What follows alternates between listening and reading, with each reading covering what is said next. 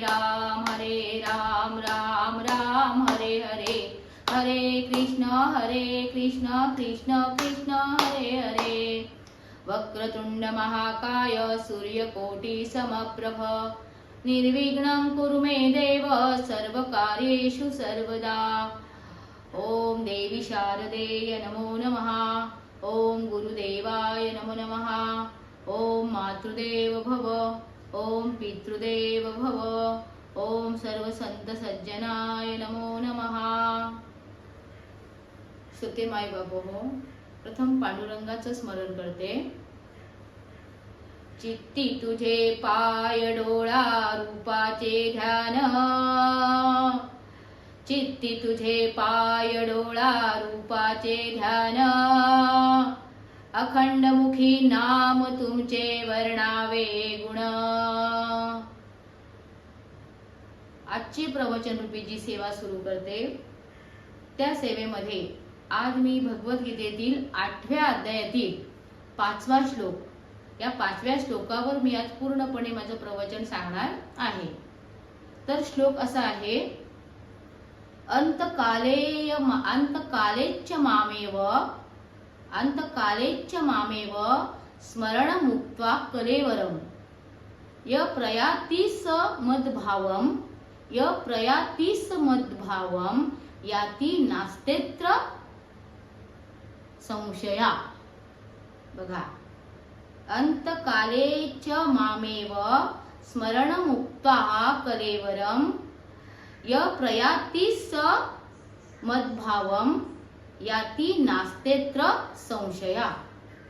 तर श्लोकाचा थोडक्यात अर्थ असा आहे की भगवान श्रीकृष्ण अर्जुनाला सांगतात की हे अर्जुना, जो मनुष्य मृत्यू समयी माझे स्मरण करतो तो माझ्या धामाला येतो, तो माझ्यामध्येच एकरूप होतो, त्याला जन्म मरणाच्या फेऱ्यातून मी पूर्णपणे मुक्त करतो।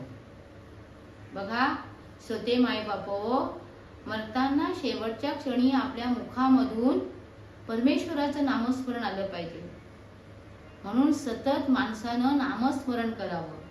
कारण कसं असतं, आपण दिवसभर जास्त चिंतन करतो किंवा ज्या गोष्टीचा विचार करतो तर रात्री स्वप्नात पण आपल्याला तीच गोष्ट दिसते। मग तुम्ही विचार करा, आपण पूर्ण जीवनभर ज्या गोष्टीचं चिंतन केलं तर मरताना तीच गोष्ट आपल्याला आपल्या मनामध्ये येते आणि त्याच गोष्टीचं आपण चिंतन करतो आणि मग पुढील जन्म आपल्याला त्या गोष्टीचाच मिळतो।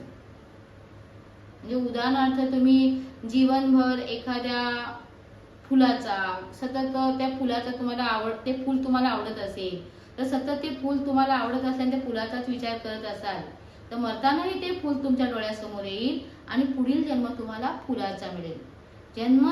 जन्म घ्यावा लागे वासनेच्या संगे। जशी वासना तुम्ही जीवनभर ठेवाल अगदी त्याप्रमाणे आपल्याला जन्म मिळतो। माणसाचं जीवन आहे ना, पूर्णपणे विषय भोगामध्ये अडकले। विषय भोगी अडकले जीव, आता यांची कोण करील जीव। न लगे नारायणी भाव, पावता ठावो नरदेह। नरदेह प्राप्त होऊन सुद्धा नारायणाचा ईश्वराचा माणसाला ध्यास नाही, विषय भोगामध्ये अडकलेत। सतत माणसाच्या जीवनामध्ये कशाची ना कशाची त्याला चिंता असते, का माझं कसं होईल, माझ्यावर अवलंबून असणाऱ्या माणसांचं कसं होईल, ह्याच विचारत असतो। पशुपक्षी पण असतात, पण पशुपक्षी आपलं कसं होईल असा विचार करत नाहीत, पण माणूस मात्र सतत चिंता करत असतो। वृद्ध माता पिता वृद्ध केवळे, भार्या धाकुटी तान्ही बाळे। बघा, वृद्ध माता पिता वृद्ध केवळे, भार्या धाकुटी तान्ही बाळे। मी नसता या वेगळे, काळ त्यांसी मारतेल। म्हणजे मी जर नसलो तर यांचं काय होईल, कदाचित त्यांना काळ मारेल, अशा पद्धतीची माणसांना भीती असते। म्हणजे आपली आणि आपल्यावर अवलंबून असणाऱ्या माणसांची सतत माणूस त्या चिंतेमध्ये असतो। देवाचं नाव घ्यायला त्याला आठवत नाही। धनमद, श्रीमद, तारुण्यमद या अहंकारामध्ये याच्यामध्ये तो इतका गर्क झालेला आहे की आपल्याला शेवटचं मरण कसं येईल याचीही त्याला काळजी नसते, की आपल्या जीवनाचा शेवट हा गोड व्हावा। आपलं मरण हे चांगलं यावं असं जर प्रत्येकाला वाटत असेल ना, तर माणसानं जीवनभर ईश्वर चिंतन करावं. तुम्ही जी वासना जीवनभर सांभाळाल तीच तुम्हाला मरताना तुमच्या डोळ्यासमोर येईल आणि तिचंच तुम्ही चिंतन कराल आणि पुढचा जन्म तुम्हाला तोच पावेल.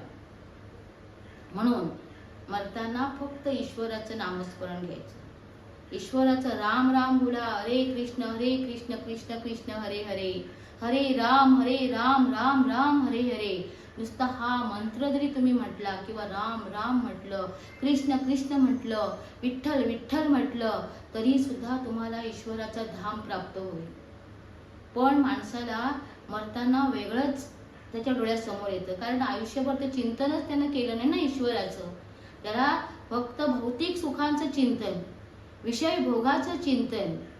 अहो, आपल्या भारत देशाला ज्या राजाच्या नावावरून नाव पडलं तो भरत राजा. अत्यंत पराक्रमी, पुण्यशील आणि सार्वभौम राजा. आपल्या देशाचं त्यांनी अनेक वेळा शत्रूपासून रक्षण केलं, म्हणून आपल्या ह्या भूमीला भारत हे नाव त्या राजाच्या नावावरून पडलं. या भरत राजाला जड भरत नाव म्हणून सुद्धा म्हटलं जायचं. तर या भरत राजानं राज्य केलं. त्याच्यानंतर राज्य करता करता त्याच्या मनामध्ये वैराग्य निर्माण झालं. वैराग्य निर्माण झाल्यानंतर तो सर्वच राज्याचा त्याग केला आणि वनामध्ये निघून गेला. वनात गेल्यानंतर तिथे तो तपश्चर्या करायला, ध्यान करायला लागला. आणि एक दिवशी असाच तो गंगेवर गेला आणि गंगेवर ध्यान करत बसला. आणि त्याच वेळी त्या गंगेवर पाणी पिण्यासाठी एक गर्भवती हरिणी आली. आता गर्भवती हरिणी, आता हरणाची जात म्हणजे भित्री जात, ती पाणी पिता पिता त्या हरणीनं सिंहाची डडकारी ऐकली, सिंहाची गर्जना. सिंह जोरात गर्जना सिंहानं केल्यामुळे ती हरणी खूप घाबरली आणि तिचा गर्भपात झाला. आता ते भीतीपोटी ते पाडस तिनं तिथेच टाकलं आणि ती पळून गेली. आता त्या भरत राजाने ते बघितलं आणि त्या पाडसाला आपल्या आश्रमात घेऊन आला. आता बघा, त्यानं त्याला आणल्यानंतर त्याच्या ध्यानधारणेमध्ये व्यत्यय यायला लागला. तो ध्यानधारणापूर्वी करायचा ना तेव्हा शांत चित्ताने, एकाग्र चित्ताने करायचा, तेव्हा त्याचं मन अजिबात विचलित होत नव्हतं.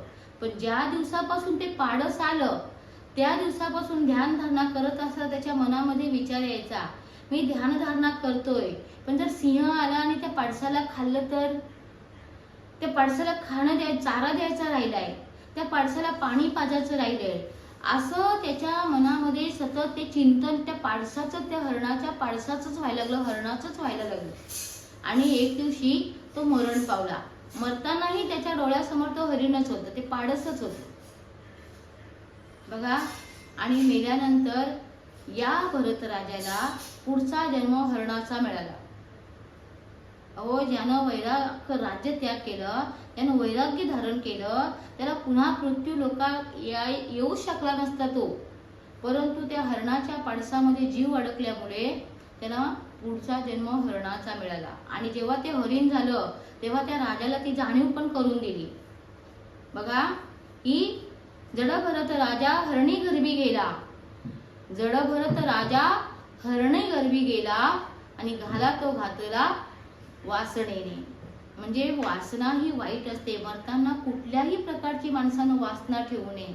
मरताना फक्त ईश्वर चिंतन करावं, नामस्मरण करावं. मग तुमच्या कोणत्याही आराध्य देवतेचं तुम्ही नाम घ्या, त्याच्यासाठी जीवनभर ते नाम मुखात पाहिजे. रोज रोज जर आपल्या मुखामध्ये ते नाम असलं तर मरताना ते नाम आपल्या मुखात येईल. आणि नाही जरी आलं तरी परमपिता परमेश्वर मात्र आपल्या मुखात ते आवर्जून ते नाव आणेल. म्हणून श्रोते माय बापो, मरणाची जाणीव ठेवा आणि मरणाची जाणीव ठेवून आपलं जीवन हे गोड व्हावं, मरण हे गोड व्हावं असं तुम्हाला वाटत असेल तर जीवनभर ईश्वर चिंतन करा. म्हणजे मरताना आपल्या मुखामधून ईश्वराचं नाम येईल. आपल्याला असं वाटतं की मरण म्हणजे 20,000 माणसं प्रेतावर आली, चंदनाची लाकडं जाळायला आली, त्याच्यानंतर फुलांचा वर्षाव केला आणि घरात सगळी माणसं अगदी सुखाने आहेत, घर सगळं संपत्तीने भरलंय आणि अशा भरल्या घरातून मृत्यू आलाय. याला गोड मरण म्हणत नाही, याला गोड अंतकाल म्हणत नाही. तर गोड अंतकाल कसा, तर ज्यावेळी आपल्या मुखातून मरताना ईश्वराचं नाव येतं, नाम येतं, तेव्हा ते मरण गोड मरण. अंतकाली प्रभूचं स्मरण म्हणजे गोड मरण.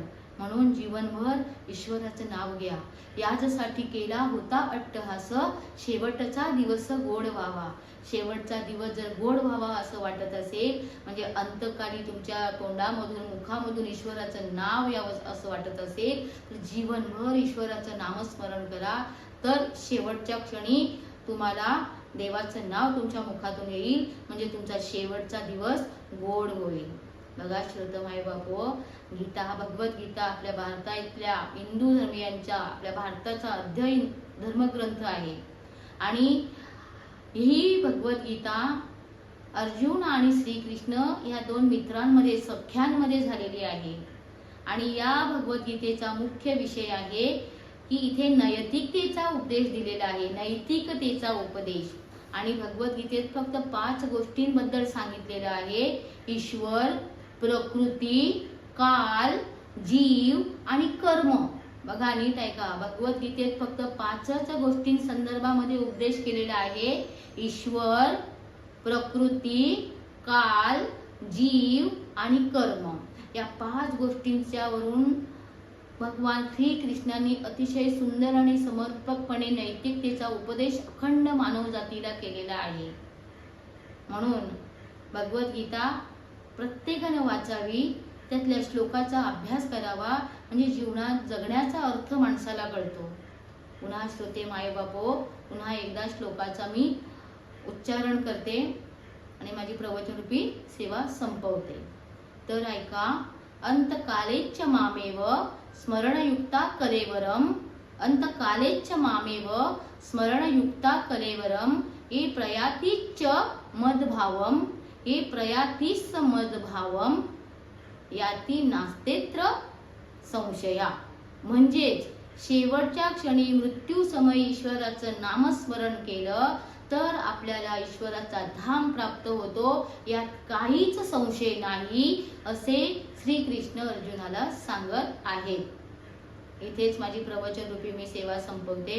माझं प्रवचन तुम्हाला आवडलं असेल तर माझ्या YouTube चॅनलला सबस्क्राईब करा, लाईक करा, शेअर करा. पुंडलिका वरदे हर विठ्ठल श्री ज्ञानदेव तुकाराम पंढरीनाथ महाराज की जय.